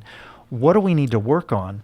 Because right now we might say the valuation might come back and say, well, your business would sell for X, maybe a 3X on multiple of earnings. However, you've got these problems.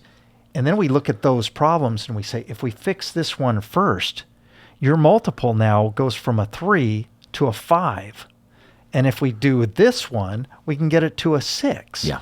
And this is tied to this is tied to a personal assessment, a financial plan, basically, to understand the business owner and say, what do you need? If you were to sell this business tomorrow, how much do you need? Now that we've got the valuation stuff, we can say, it's worth X. Is that enough? And you might say, yeah, that's enough, or it's not quite enough. So it's like, okay, if it's not enough, if we do this and this, we can get it to that number. Or you may say, wow, that's really cool, but I'd like to buy a house for my mother-in-law, or I'd like to buy a boat or something like that. And we can literally put targets and we can say, okay, that's going to cost that much more. So it may take another year to do that, but we can get you there by making these additional changes.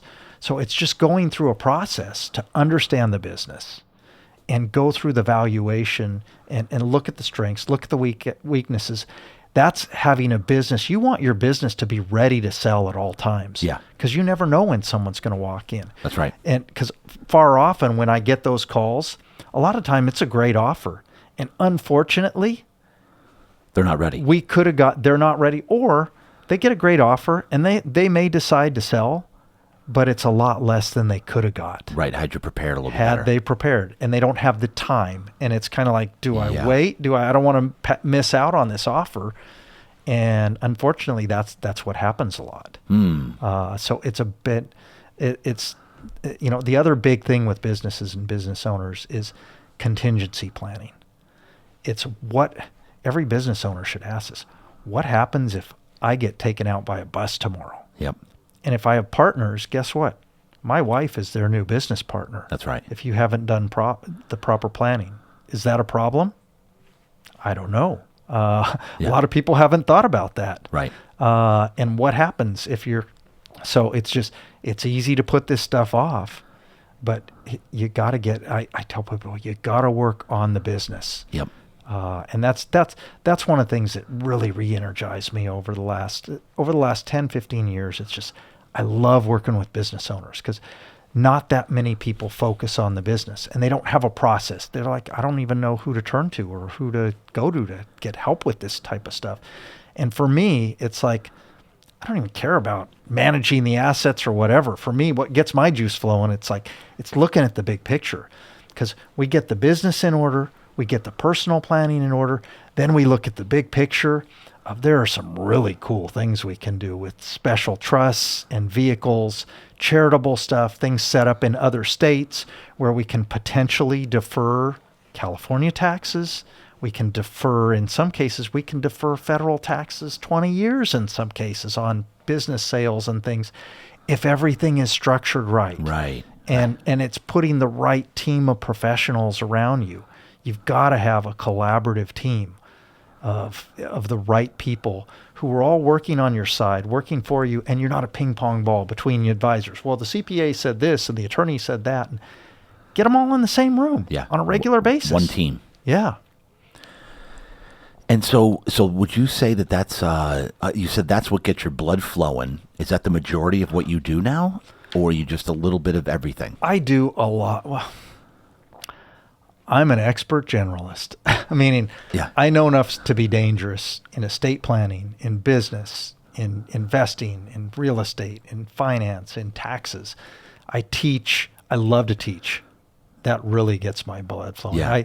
I 20-something years ago, my partner, John, and an attorney I work with, we met and we talked about this whole idea of collaboration and starting this institute to teach other professionals, to teach how to be a team and to put it out there. And they forced me. I was scared to death. You want me to stand up and teach, not just teach people. You want me to teach CPAs and attorneys? What, are you kidding? And they forced me to do it. And once a month I'd teach I was always doing the business tracks because I loved working with business owners, and sometimes tax and other stuff like that. And majority of my teaching is still to professionals. But I still do things to the public. I've taught on every topic. I teach tax to CPAs sometimes. I teach legal strategies to attorneys sometimes. Investing, real estate, all those types of stuff. I love getting up and talking to people and just spreading. For me, there's so much business out there. I'm not afraid to teach other financial planners. It's like, I joked with people. This sounds really cocky. Yeah. Financial planners are a commodity. And I laugh and I say, I don't have a financial planner in the country that does what I do, or that has the expertise or the resources and the people that I have and the network I have. And if I don't have the answer, I can get an answer. And there's I'm not a commodity. For me, it's not, there's some clients I don't manage any of their money. I just consult with them. They want someone to bounce ideas off of, whether it be on their business, whether it be about their investments, because a lot of the investments they have, they're doing private stuff and they need to know how all that stuff fits in with their existing structure. And we've got, We've got different trusts in different states and different tax implications, and how does this all, in a lot of those cases, I'm the quarterback for those people. Yeah. They're too busy. They've got too many other best use things. They should be focused on their business. So it's like, Greg, can you meet with the CPA, talk about that planning stuff, talk about the projections, and give me the 5-minute summary. If you need me in a meeting, I'll be in a meeting.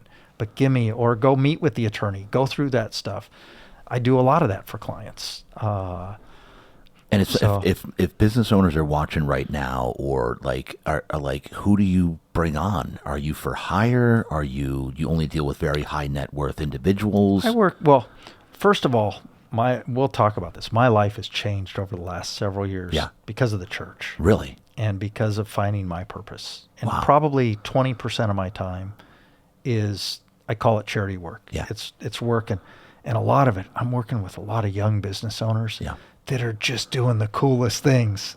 And I mean, you talk about getting my juices flowing. Yeah. I mean, I'll sit down with people for a couple hours for free. I don't care. I want to know more about, tell me what you're doing and how you're doing it. Well, you've given me so much of your time already. And we'll have conversations about, entity structure. A lot of it is like, well, I'm an S Corp. Should I be a this or that? Or how do I do this or that? Or, and I'll give them direction on stuff and give them, we'll talk about tax planning. We'll talk about investments, their business, their real estate, all that.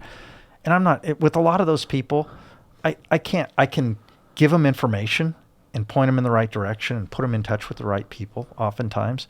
And that's great. And all of them, I'm like, I want to know, keep in touch. I mean, I'm excited about some of the people I meet with and some of the things they're doing. That's what really gets me going. And that's what's changed in my life a lot. It's just, we've talked about these big business owners, and I've got some people just working on huge sales and things, exciting stuff happening, big numbers. But at the same time, I've got I've got people that have been working with me for 30 years that I've still,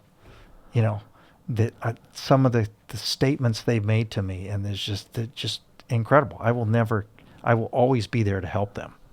And you said the last several years. So give that to me. You said since you got to the church. So one of my clients invited me to this is Awaken Church. Yeah. And probably 5 years ago, one of my clients invited me to this Pathfinder breakfast thing. Ha! And I'm like, I'm laughing because there's one next. There's one next week. Yeah. And it's this business thing, and I'm like, well, it's business. Okay, I'll go. He had a table, and I got there, and who was it? The client. I don't know. Oh, you can't tell. I don't want to say who it was, got it. He invited me there, and I went, and I'm like, wow, this is really cool. There's 600 people in this room, and listening to some really cool, big, high-level business speakers. This is a church thing, and it wasn't about religion or anything. It was about growing marketplace leaders and hearing some inspirational stuff and just really cool stuff. And so I went to that, and then they've got these things called connect groups.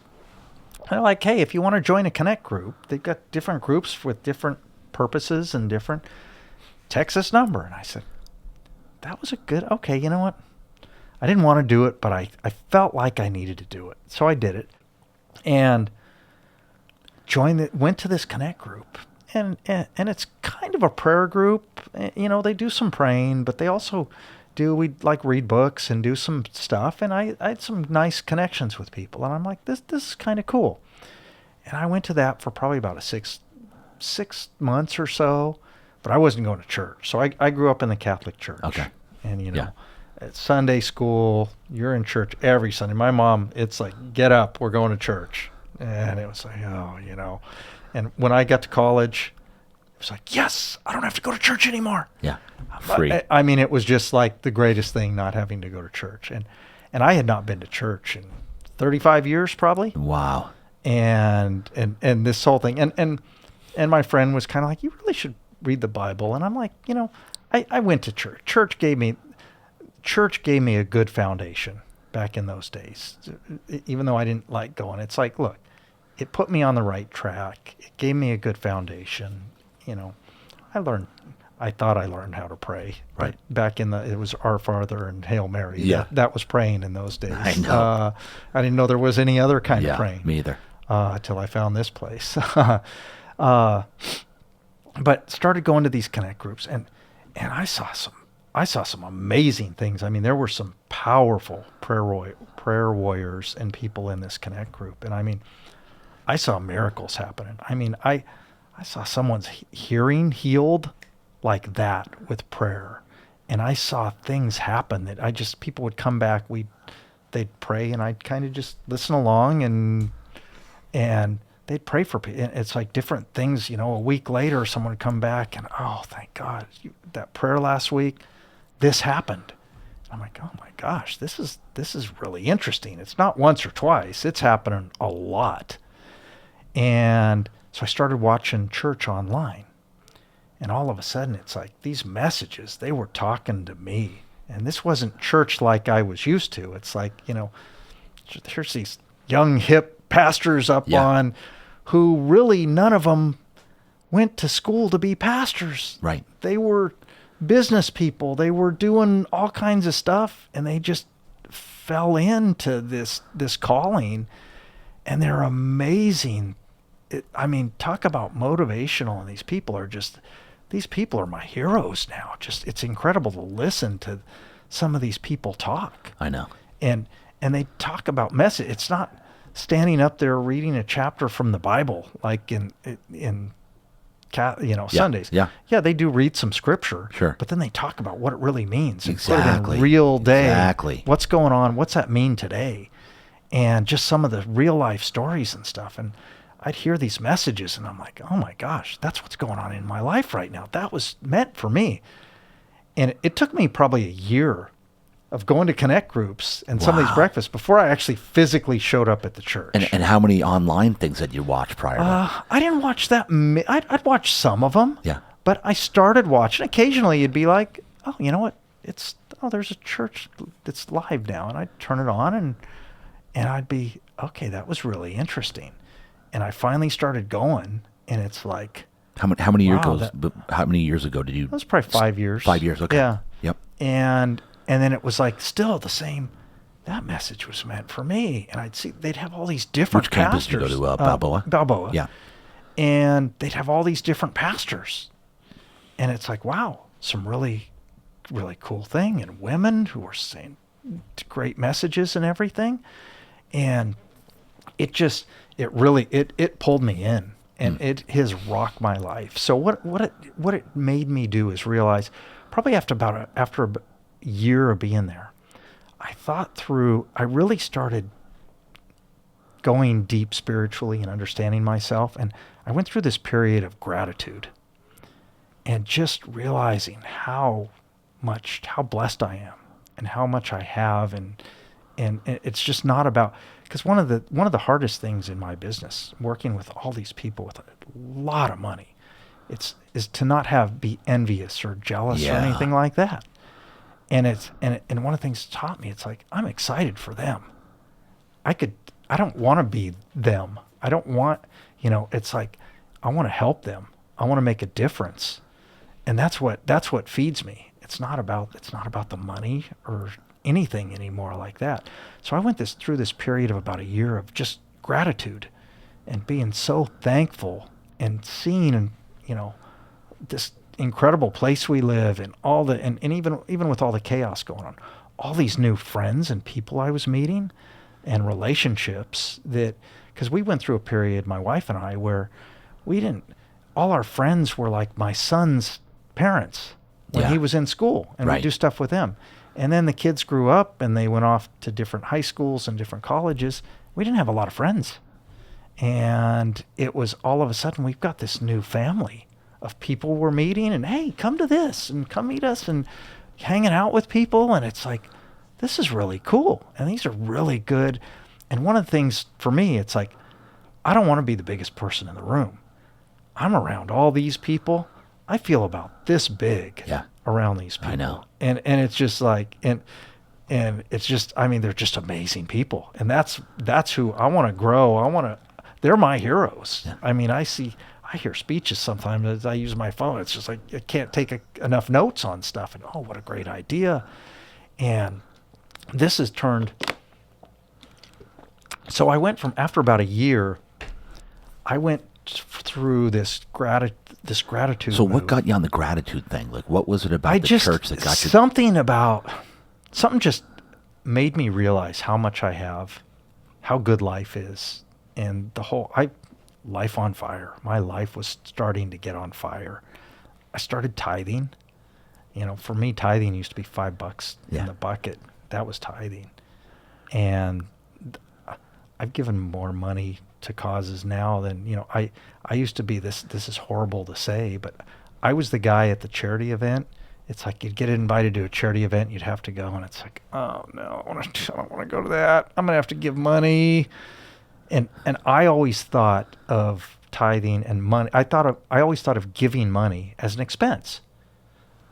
If I have to give $500, I could buy this for $500, or I could go do that for $500 or whatever, And this is so bad, but it's like, oh, okay, they're getting ready to go. They're getting ready to go they're getting ready to raise money. I got to go to the bathroom. I'll be back in 5 minutes. Let me duck out of this.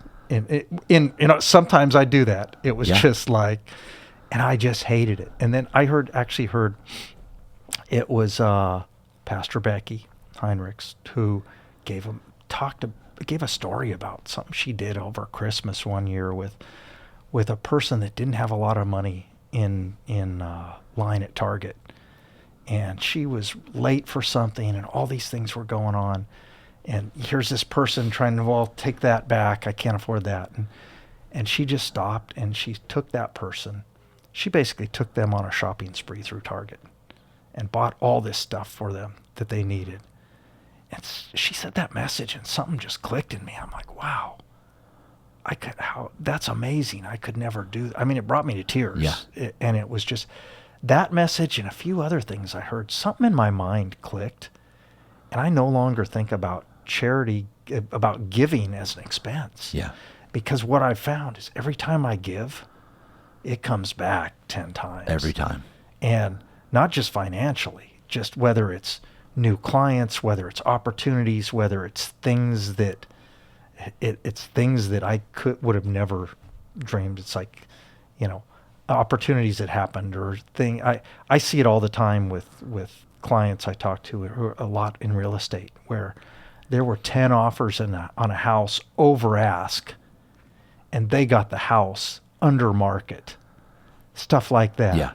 Or the loan interest rates were 6% and they got a 4% loan at the last minute. Something came through. I see this. You know it too. Oh, yeah. That kind of stuff, and healing and things. And these aren't coincidences. No. And so my gratitude phase learned I went to Emerge the first time. It was about 3 years ago. Went to my first Emerge, which is a big men's conference. Right. With thousands of people. And thousands of men, and it's not just sitting in there praying like people think. I mean, there's field games, there's teams, there's hardcore. You had a broken nose. Oh, yeah. I remember twice, I think. Yeah. And that's the first time I met you. You're like, yeah, I gotta straighten my nose out here. It's so funny. A lot of the guests, it was the first time they met me, was bloody. My nose just shattered on the field. Yeah, I mean, hardcore war game stuff. And there's NFL players there's MLB guys. There's all kinds of, and it's just, but it was, so one of the speakers at that first one is a guy a pastor out of Texas called Keith Craft. And he wrote a book called Your Unique or Your Divine Fingerprint. Yep. And I remember hearing that message, and it's like, oh, and there's books. If he wrote the book, if you wanted to get it later. And I usually don't even buy stuff like that, but I heard the message, and I'm like, wow, that's amazing. It talked about finding your purpose. Right. What's your 1%? What is it that's different about you than everyone else? What is and finding your purpose? Most people go through life, they have no idea what their purpose is. And I heard that speech, and I went and listened to and got that book and read that book, and something just clicked, and I'm like, my purpose is my 30-something years in my industry and all the knowledge and resources and people I know. My purpose is to use my expertise to help other people make money to do good with it. And that's one of the things I'm excited about with this church. It's not, you're not a bad person for having money. It's like, you can't have money. That's not a good thing. It's, they want to go out, make money, crush it, and do good things with that money. And if I can help people make more money and do good things with that money, I don't care what it is, whether it's give some to the church, help other people, help, a person off the street. I hear so many incredible stories about people just helping other people. And that's what, for me, I want to make a difference in someone's life every day. That's my purpose. And a lot of the time, it's just through giving advice to people. And sometimes it's free advice. Sometimes it's stuff they're paying for me, but where I'm really making a difference. But it's just, I found that purpose, and I'm just like, wow, you talk about setting your life on fire. I was just like, wow. And then we have a men's prayer group. Yep. Never thought I'd be going to a men's prayer group. We've got 200 guys just at our campus. Yep. Every Tuesday morning at 5:30 in the morning. It's incredible. I'm not a morning person. I'm not either. And I get excited every Tuesday morning to get to church or to men's prayer at 5 for an hour and a half. And the stories of people, you hear all these, one of the things we talk about is what's happened recently, God stories, what things, and it just blows my mind every week, the stories. And one of the things that really, really changed me is one of the things we do is we'll break up into groups of 3 and talk to each other about, what do you need prayer for? And we will pray, and I've learned to pray, and I pray about that big compared to a lot of people. Yes. I'm just like, wow, there's some Incredible. serious prayer warriors that just blow my mind. Yeah. And so we'll break into these groups. So I was in one of these groups of 3, and one of the guys was like, you know what? I need prayer for my sister. She's got a tumor or some type of uterine cancer, and the doctors, basically, she's gone in. They want to operate in 2 weeks, and needless to say, they went through all this. So I'd like some prayer for her.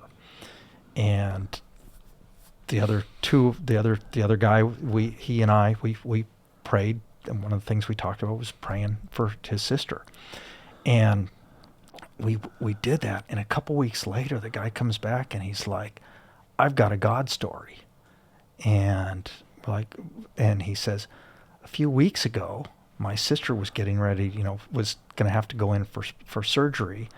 She was ready to go in for surgery. They did some last tests and scans or whatever. The tumor's gone. The doctors can't explain it. They're like, we don't get this. And I was like, okay, I was part of that. Wow. That is, even though my prayers were like that compared to the other guy, but I was like, that's really cool. Wow. And you hear these stories. There's 20 of these stories every week, stuff like that. A lot of it is financial, where people, I was down to this, and all of a sudden, I got a refund check, from 10 years ago. They made a mistake, and I had someone walk up to me at an event a couple weeks ago, or about a month ago. And she walks up and she's like, "You're not going to remember me. I'm such and such. And I just wanted to thank you." I'm like, "For what?" She says, "About a year ago, I had a tax problem, and I made this charitable donation to the church, and I did it wrong. The way I did it, and it was actually, she tried to write off the way she wrote it off. Needless to say, she had about she got a bill for $11,000 actually from the IRS. And it's because instead of donating a stock directly to the church, she sold the stock and then donated it. And the net effect of that, had it gone straight, there would have been no taxes. But she reported it on her taxes as if she gave it straight. And in my comment to her, we talked a little bit, and I remember saying, "Here's what I suggest. You did it wrong. there's no way you're going to get around that part. You owe the taxes, this part of it, but let's try and get the penalty waived, because that was a couple $1,000s. And so I said, here's what I want you to do. I want you to write a letter to the IRS. Yeah, like that's going to work. But I said, I want you to write a letter to the IRS, explain what happened, and maybe they'll abate the penalty. They'll waive the penalty. It was a mistake on your part, but you genuinely owe the tax the way you did it. She's like, you're not going to believe this. I got a refund check the other day for $11,000 or $12,000 or something like that. And the other thing we did is at the end, I said, write this letter and let's pray about it too. And she's like, it worked. I got a refund checked. They not only sent her back waive the penalty, they treated the transaction as if it happened the way she did it. She didn't do it that way. Yeah. And it wasn't reported that Wow. way, but they treated it as if it happened that way. You can't buy that stuff. No, you can't make it up. So that leads to, I'm in this, the last few years, I'm in this purpose phase. Yeah. I went from gratitude And to put it in the purpose. context here, Greg. You're 57. Mm-hmm. And you're saying here that basically it wasn't until a few years ago, 54-ish, where you actually finally really completely realized your purpose. Yeah. Would you say that's pretty fair? Yeah. Think about that, folks, if you're listening here, or for those that are listening. 54. I'm 51. I locked into mine a couple years ago, or within the last year and a half, fully 100%, and it's because of Awaken Church. Yeah. Just something about this that Same thing for me. It was that message I heard at a conference that Keith Kraft gave. And the actual cool thing is crazy. In January, I got to go. I had a meeting with a client out in Texas, and I had some contacts with Keith Kraft through other people. I said, I'd love to meet him, just to shake his hand and say thank you. And I had the opportunity to go to his church, what I thought was going to be a 5-minute meeting. Elevate Life, right? Yeah. And we spent an hour, sat down, and it was just amazing. We Wow. talked through, and he's like, tell me more about this. And I gave him some feedback and stuff, and talked about investment type things and what they're doing at the church and what the type of stuff they're looking for. And it was amazing. I was just like, it was so cool to be able to shake his hand and meet him and say thank you. And then met him again just a few months ago at a marriage conference. Yeah, I met him at I already met him, but yeah, he was sitting in front. I spoke at that conference, Yeah. and he was sitting in front of That's me. right. I'm like, Keith, remember me? And it's just cool. Just an amazing person. And Greg, what is it about this? What is it about this church that just brings it out in us? I don't- What's going on here? so the last part of this, I went from gratitude Yep. to purpose. Yep. Just in the last few months, I've transitioned into this authority phase. Wow. Okay. And and part of this is just things I'm like, you know what, and it was just a few months ago, I saw a couple of messages from various people. And again, I think Pastor Becky was one of them. For something, her messages seemed to resonate Yes. with me in some things at a high level. It was just, but I'd seen a couple people talking about authority. And the Bible says we have the authority. God will work through us to perform miracles and to perform things. And we're granted that authority. And I never understood that until I heard some of these messages. And, all the time people come and they say, hey, will you pray for me? Or you see it on social media or whatever. And it's like, and you say, sure. For years I've said, if someone's hurt or whatever, hey, you say, hey, I'm sending my prayers. Right. Yeah. It's a comment. Correct. How many people? Or maybe you say in Our Father or whatever. Yeah. But now that I've learned how to pray and to really pray, and I'm still learning. Yes. I'm very.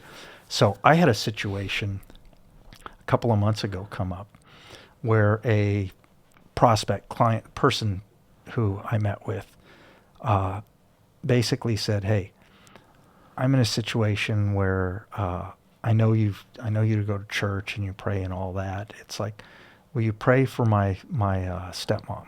She has been on dialysis. Her kidneys are starting to fail. She's having problems. And will you pray for her? And at first I'm like, yeah, sure. But it was one of those, sure, I'll pray for her type things. Yeah. And I thought, and then I heard that message from Becky over the weekend, and talking about authority and the authority we have, and it's the same thing I've been hearing in all these. I hear God stories every week and all this, and I'm like, you know what? This is my it's my time to take authority. And I put it out there. I thought about this actually that weekend. I did I spent a couple of hours just going through Googling scriptures about healing and different, and also understanding dialysis and with kidney failure and stuff like that, because I knew a little bit about it. And I actually wrote a prayer because things don't just come to me with. Yes. And I put together a whole page basically of combination of what I learned over the kidney stuff and scripture and stuff. And I wrote along a page long prayer. And I called that person back, and I said, because she knew how strong my faith was. And I said, do you really believe, I think I want to pray over your mom or your stepmom. And do you really believe this? And she said, yes, I want to do anything it takes to help her. And she's not a believer. The mom isn't either. And this person isn't real. She's kind of like, yeah, I believe in God, but, yes. And so I prayed that prayer. I read that prayer and started praying, made it part of my regular prayer. And a few weeks later, she calls me up and she's like, you're not going to believe this. They found a kidney for her. And it's, it can take years to find a kidney if you find one, and everything. It was like within actually it was close. It was happened within days of when we started all that, because she found out a couple weeks later about this. Right. And within days of when we started praying about that, that's when it happened. And what's interesting about this is before I did this, I talked to Dr. Matt, I talked to some other people, even in prayer. I said, here's what I'm thinking about doing. I'm thinking about praying for this person and declaring it ahead of time. I'm telling other people, I think we can do this. And I genuinely think we can heal this person. And this was powerful for me. Oh yeah. And it's one of those things where I put the doubt out of I'm like, I can do this. And to hear that feedback, maybe it was coincidence, but it's where now I'm like, it's about authority. And I've had a few situations now where people were in the hospital that I prayed for. I've had situations, I had someone whose car was stolen, and I prayed with them that the car had been gone. The car had been gone for a month and a half or something like that. And they mysteriously found it in perfect condition, parked somewhere, when I started praying about it with this person. It's just weird. I'll say most people will say, yeah, right, whatever. But it's like, I feel this new spark in me. Wow. And I'm excited. And the more I talk to other people about who are doing this on a regular basis, and I hear these stories, it's like, this isn't coincidence. No. And in every situation, is it going to work? No. And there's times where it's just things are not meant to be, whatever. Right. But one of the things I've learned is a lot of people say, well, if it's God's will, it'll happen. Mm-hmm. What I've learned is you've got to be active. It's not just God's will. You have to actively pray, ask for what you want, ask and actively pray for it. And again, I am so new to this. Yeah. But it's just, amazing things are happening. And this is the type of stuff that's changed my life. It's just like this. Wow. How do you, and now I don't, a lot of people, oh, that's hogwash or whatever. I don't care. Don't believe it. Yeah, don't believe it. I don't care. Keep living the life that you're living. I'm seeing results from everything. I'm seeing, I'm seeing the benefits of tithing, of helping others, I can't explain things that happen. Certain clients that just, hey, I just found you. However, I just got invited to speak at a big conference, a family office conference in Palm Beach later in the year. It's just, oh, we came across your name and stuff like that. Doesn't just, hey, it could be coincidence, right? But opportunities just continue to present themselves. Isn't that incredible, man? Like when you open yourself up and allow God to do his thing, look what's happening. It's just, it's amazing. It's amazing. Because I was telling, I do. I can't help it. I mean, this stuff, it's unreal. I can explain it, but I can't, it's just like, it's God moving in amazing ways. And here, I was the person who hadn't been to church in 35 years. And it's not like I'm out there some Bible thumper or whatever. Right, yeah. It's just, no. And I'm still learning this stuff. Oh, yeah. I'm just so, you and me both. I feel about this big around, and I hear some of the prayer warriors and the prayers people. Incredible. How can you not be energized when you hear some of these prayers and people and it's like you say, Tom Foster, who was on recently, man, to hear him, some of the things one of the things he talks about is look, don't just do this one time. Look for opportunities to do this, right, and continue to do this, because the more you do it, the better you'll get at it and the stronger you'll get at it. Amazing. And that's it's just like, and that's why I'm like, okay, I'm in this authority phase right now. I can do this. I have the ability. I was granted. I'm just a vessel. Yeah. It's not me doing it. That's the other thing. Correct. It's not about me. It literally is God working through us. And if you don't believe it, I don't care. Yeah. Once you get to that point, which is where I got to the last year and a half being at Awaken, it's the most amazing feeling when you realize that I'm literally just a vessel. Yeah. And being a light.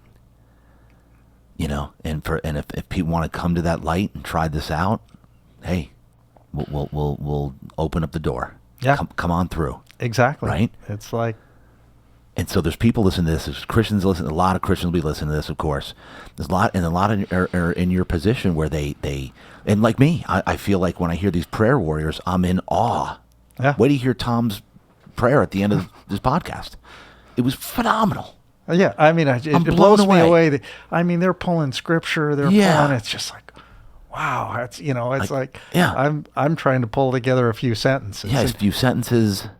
It's unbelievable. So, all right. So let's finish with this, Greg. That was an incredibly inspiring story, and one which I think people are going to get a lot of value from right there. Just the end there, what you said about being an authority now. That's a big thing, man. Yeah. Huge. Because we all think that we're either not worthy, or I'm just this little guy. I don't even know how to pray at this point. But we have an anointing on us, and we got to realize that. Yeah. And realize, you know what? I do have the authority to do this. God needs us to do this. Yeah. And so, but right now, I want to get I'm going to finalize on this, the people that are watching and listening, because you said it earlier that we are, with all the chaos going on right now, inflation, the media, monkeypox, they're bringing COVID back around. You can tell people are, being in a retail business, I can tell people are nervous again. I can tell people are freaking out. Give me the watchers and listeners some advice right now. If they feel like they're lost, they don't know what to do, where do they turn? How do they move forward in life right now? How bad is it? Is real estate going to blow up? Like, what do you and I know that's a big, huge, open-ended question here. Like, what would you advise for people Well, right now? First of all, from a timing standpoint, Yeah. we're in, just to date this, because if someone's listening to this podcast a year later or Right. whatever. Yeah, true. You know, we're here in July of 2022. That's right. And, you know, there's always, I've been doing this 35 years, and I've been through so many market cycles, and it always sucks. It feels bad at the bottom in terms of, and it's part of the reason for me, there's always opportunity. First of all, is whether there's always opportunity for business. You've got to pivot. You've got to be dynamic with things. And from a personal planning, there's also always places to invest. And remember, first of all, step back and take a bigger picture of the longer term. What are you trying to accomplish? What's your time horizon for things? And there's always going to be some things it's why you diversify with everything.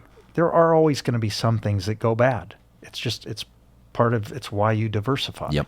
And a lot of the times it's not because of the person or the person that got you in that or whatever. It's just more about because of the situation or the economy or things like that. But it's why people shouldn't take too big a risks now with business owners, again, it's your highly concentrated asset. And it's one of the reasons you've got to spend the time to work on the business and be prepared for, everything goes in cycles. We're always going to have cycles.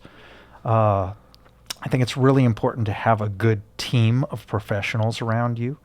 You need a good CPA or tax person who's a planner.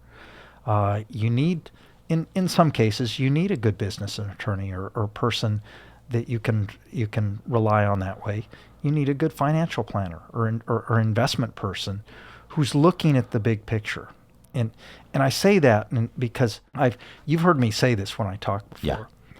In terms of every time someone is trying to sell you something, I don't care if it's insurance, I don't care if it's a piece of real estate, an investment or whatever, understand the costs of that, why that person what's motivating that person to sell you that. Is it because they're getting a big commission or a fee on the end? Is it what's the driver behind that? And there's nothing wrong with someone getting paid to sell you something. But where I go with this is oftentimes people have boxes that they work in. And, with financial planners or stockbrokers in many cases, they get paid to sell you stocks and bonds. So when they tell you it's not a good time to invest in real estate, oftentimes it has to do with, well, guess what? They can't get paid to sell you real estate or to get you into real estate, or they haven't figured out how to, or it's not their expertise, which is fine, but they don't want to lose those assets. Or we see it a lot with attorneys because there's a lot of attorneys that have specialties. They do a certain type of trust or an expertise in something, which is phenomenal because the attorneys I work with, oftentimes we need those specialists. They're an expert in that type of trust, in that state, or that something like that. And we'll use them all the time. We need you to do this, to create this trust or that trust. But we're overseeing the bigger picture of what's the bigger plan and how does that fit. And I say that because if you were to meet with an attorney that specializes, when I see a lot of client plans or something from certain attorneys, it's like, guess what? Everyone has all their conversations lead back to an ABC trust or a this or that trust or something like that. So I say, consider the source, understand educate yourself. I tell people, a lot of people don't want to take the time to educate yourself on investments, on things. You don't have to learn the expert. You don't have to do it, but understand what it is you're investing in. Understand the risks involved with. A lot of people don't realize this happened in 2008, where people rode this big wave up. They made all this money in the stock market or real estate or other things, and they didn't diversify. They didn't take some chips off the table. And the same thing goes with business owners. If you have the opportunity to start taking chips off the table and diversify, build different buckets, you should be doing that. For when times are down, maybe those buckets will help support the business or support you during those down cycles in other things, or in other times when some of the investments are down, you've got other buckets to pick up the slack. But it's just so important to understand the motive behind who's trying to sell you anything, because and understand there are oftentimes insurance specialists, insurance licensed people, they're trying to sell you investments. And in some cases they make sense, but in a lot of cases, guess what? That's how big their box is. Yeah. So you're going to get only what they can give you. And it's one of the reasons I say I have no competition, because I don't care what you invest in. You know, I'm a big crypto guy. And for me, but doesn't mean all my clients have crypto. For me, it's like, I don't care what you invest in. Let's understand what your goals are. What are your objectives and your goals? And how does that, and what's your risk tolerance? Understanding you and your situation better, to then decide what investments are appropriate and what structure is appropriate, and looking at the taxes and the big picture and the planning and all of those types of stuff, rather than, oh, I've got this great thing I want to sell you.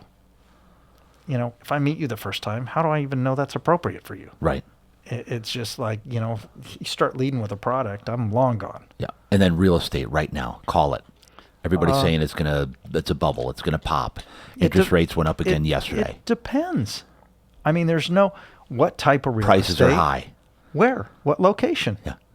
I'm working with a developer. We're picking up 600 units. We're closing on a deal in Springfield, Missouri on 600 units at, you know, $90,000 a door or something like that. It depends where. And this is having to do with the price, the value. We're getting this under market, under current value on this property. There's some great opportunities there. I mean, I'm talking to some guys. We're looking at affordable housing projects in the Houston area, where you can get a prefabbed house for $30,000. So there's a developer group right now that's got a pilot community that of a couple hundred houses. Costs $30,000 for a house, $3,000 to install that house on the land. Then depending on whatever the land cost is to do that, these things are renting for $1,000 a month, and there's a line out the door of people trying to get into these. It's crazy. Yeah, I want in on that one. But no, well, this is something we're talking about. I'm just saying. But there's opportunities out there. That's the bottom line. There's opportunities. There's everywhere. always opportunities, as long as you're looking for them. Yeah, and there's going to be opportunities in stocks and bonds and all that too. You've got to look for them. You've got to do your research, and some of it's timing. So when people talk about real estate, you're talking about single family, you're talking about multifamily, industrial, storage, whatever. I've got a big block. I just got notice yesterday of a big bunch of storage units we own. Some clients are in there. They packaged up 8 of these, and they got just a huge premium out of them. And it's like it was a price we couldn't resist to sell these. So there's all kinds of opportunities out there. Unbelievable. All right, so let's finish it up by telling me right now, everybody watching, listening, how important is it? Like, what drives you every day? What's your why? I want to make a difference. I want to make a difference every single day in someone's life.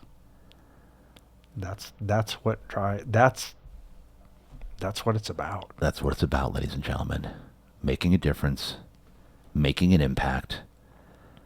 And I'll tell you right now, if you're in San Diego, we can help you find your purpose by coming to Awaken Church. I'm dead serious about that. Amen. Amen.